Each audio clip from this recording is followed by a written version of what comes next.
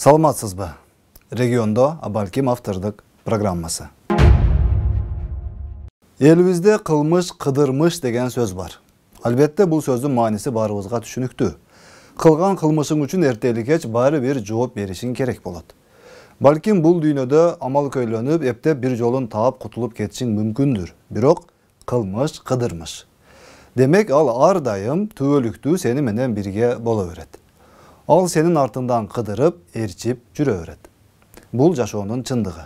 2010 жылы Каргашалуу июн окуясы орун алганын ар бирибиз билебиз. Ал кара күндөрдү кимдер уюштуруп, кимдер анын артынан байлыкка, бийликке жеткенин акыл эстүү ар бир мекендешибиз так даана түшүнөт. Бирок 2010дон бери бийлик дал ошолордун колунда болуп келгендиктен, ушул күнгө чейин алардын жоопкерчилиги каралбай келди. Анткени алар өзүн өзү кантип жоопко тартып, өзүн өзү кантип жазаламак эле. Өздөрүнө убактылуу өкмөт деп ат коюп алган бул топту бекеринен элибиз арасында ОПГ катары сыпатташпаса керек. Уюшкан кылмыштуу топ деген менен 2010догу убактылуу өкмөт дегендин мааниси бирдей эле болуп калганын айтып сыздаган канчалаган ага эжелерибиздин үнүн ушул күнгө чейин эч ким уккан жок. Эми мына ошол 2010 жылдагы Каргашалуу июн окуяларын кайра иликтеп чыгып, күнөөлүүлөрдү жоопко тартуу тапшырмасын президент Садыр Жапаров Улуттук коопсуздук мамлекеттик комитетинин башчысы Камчыбек Ташиевге тапшырды. Бул маалымат чыккандан бери ошол убактылуу өкмөтмүн дегендердин айласы куруп, жаны тызылдап эле көрүнгөн нерсени көрүнгөн жерден сүйлөп чыгып, жандал бастап өздөрүнүн жанын сактоого киришкени байкалды. Мисалы, ошол убактылуу өкмөттүн мүчөлөрүнүн бири Исмаил Исаков. Булуттан чыккан айга окшоп эле чыга келди дагы, эмне дешин билбей калып, мисалы, согушта душман огунан окопто жашынат эмеспи. Генерал Исаков аскер кишиси болгондугу үчүнбү, дароо өзүнө окоп каза калып, ошого жашынууга өттү. Окопту Исаков жерге казган жок. Ал бетине бүгүнкү бийлик тарабынан чечилип жаткан чек ара маселесин карманды. Туура эмес болуп атат, антыш керек эле, мынтыш керек эле деп таза патриоттун ролун ойноп баштады. Кыйтырлыктын жеткен чегин караңыз. Эми Исаковду июн окуялары боюнча жоопко тартса, дароо айтып чыгат. Мен бийликти сындадым эле, мына эми булар мени кысымга алып, саясий куугунтук кылып атат деп айгай салат. Болгону ушул. Жок, андай эмес. Исаков элдик генерал, ал киши периштедей аппак, 2010 жылдагы кандуу окуяларга чымындай дагы тиешеси жок дейин десеңиз, ошол жылкы улут аралык урушту уюштурган эң негизги фигуралардын бири сепаратист Кадыржан Батыров өз интервьюларында Исмаил Исаковтар тууралуу конкреттүү маалымат айткан. Бул эле эмес, жергиликтүү тургундар деле бүт окуяларды жакшы билишет. Кайсы күнү ва kimlarni yordam bilan chiqib ketgan? Men 20 may kuni ertamanda shular bilan suhbat qurgandan keyin ularni biz ochiq takliflari shunday bo'lgandan keyin men chiqib ketdim Jalloatda. Legal chiqib ketgansiz. Men ochiq oydin hech kimga hech qanaqa bir nima desam bo'ladi. Ochiq oydin menga biror bir ugroza qilgan yeri yo'q. Men o'z xohishimdan chiqib ketdim. Tushunali, chiqib ketishni aynan kimlar sizga taklif qilgan? Aynan Ismail Isakov, Bakit Alimbekov va Alisher Sabirov. Kimni nomidan? Bu Roza Otunbayevaning nomidan. Tamam. Мына эми экинчи бир кыйын саясатчы эжебиздин аты булганган жерин да уктуңуз. Бул жаңылык эмес. Болгону бул убактылуу өкмөт мүчөлөрү болушунча тезирээк унутуп калууга аракет кылып жаткан тарыхый чындык гана. Демек Исмаил Исаковду Роза Отунбаева Жалал Абадка барып, Кадыржан Батыров менен жолугуп, аны алдап, сиз убактылуу Кыргызстандан чыгып туруңуз, анан биз биякта бийлигибизди бекемдеп алып, кайра сизди мурда сүйлөшкөндөй эле чакырабыз, жана сизге берген убадаларыбызды аткарабыз деп айткын деп тапшырма берген Турбаева. 2010 жылдагы Каргашалуу июн окуялары кайра иликтенет деген күндөн бери Исмаил Исаков ментип кино көрсөтүп атса, Отунбаева дароо интервью берип чыкты. Албетте өздөрүнө караштуу ушулардын сөзүн сүйлөй турган маалымат каражаттары аркылуу bayağı ele sastык sayasatın жүрgüzүү hareketi ulanууда. Otunbayeva Roza Isakovna intervyusunda bularga toktoldu. Men misалы kalay etelem, alarga uşunda kengeş beretelem, Meyli Japarov, Meyli Taşiyev bolsun. Açpağlı allı bu kara yaşıkta. Men oşonu oylaytelem, bizden vaktılı hükümet abdan çoğun hareket yazap, ayağında men özümde kaldım oşon meselemenin el aralık komşuluktan alardın salımı menen abdan çoğun. Evegeysiz zor salım menen japkanbız bunu. Anam bugün bolsa Kırgızlar kaysı jerimiz kıtışıp atat. Kaysı jerimiz unday tınçıp atat. Biz konuda konsolidasiya kap kelbeyli. Biz şunun üstünde işleşiyoruz gerekte. Ушинтип экс-президент Кыргыз элинин акысынан жыргал жашоо кечирип жаткан Роза Отунбаева кычышып жаткан жерлер тууралуу сөз салып өттү. Бул аял 2010-жылдагы кандуу окуялардан жакындарын жоготкон, ал эмес денесин толук таба албай жүргөн элибиздин кайсыл жери кычышып жатканын билгиси келди сыягы. Жоопту кыргыз эли өзү берет го, бирок атасынан айрылган, баласынан, кызынан айрылган мекендештерибиздин, үй өрттөнгөн, жай өрттөнгөн мекендештерибиздин кайери кычышып жаткан болушу мүмкүн.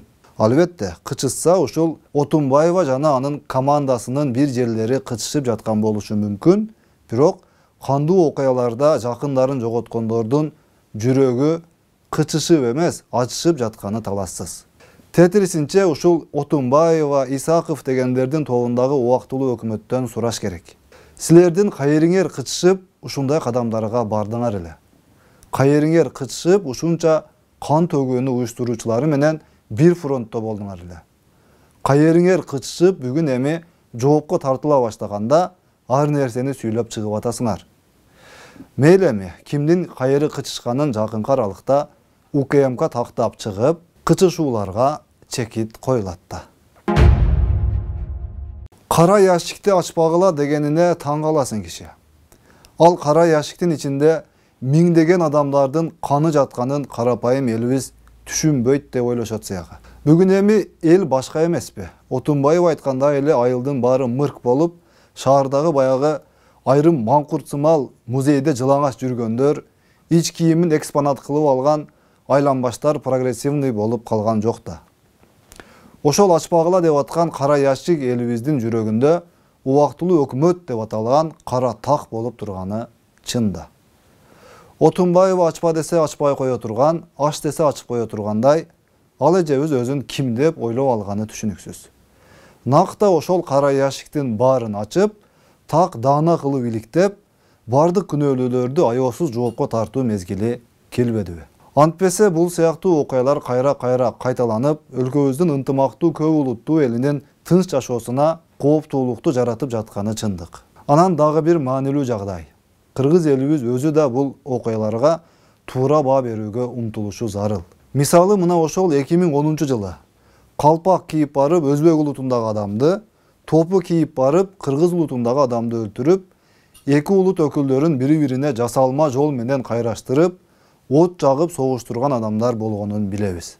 Элдер бири-бири менен жаңжалдашып аткан чакта ошол убактылуу өкмөтмүн дегендер Бишкекте отуруп алып бийлик бөлүштүрүп, миллиондогон доллар акчаларды тоноп ташып сугунуп, бири баш мыйзамды жазымыш болуп, бири банк ячейкаларын урдап, кыскасы апрель-июнь окуяларынын артынан эбегейсиз чоң байлыкка жетишкендигин унутпасаңыз керек. Bunun ikinci kaytalanması desek, oşolordun her birinin günösüne jarasa жазасын alış gerek. Oşolda gana bunday okuyalar kaytalanmayız. Alar özünden özü çıkan yok da. Şu Tekevayt'ın nimeleri, Otunbaylar, İsmail Sakıp degen var. En barıp durgan Tülkü İsmail Sakıp. Şunu tartışkek jobga.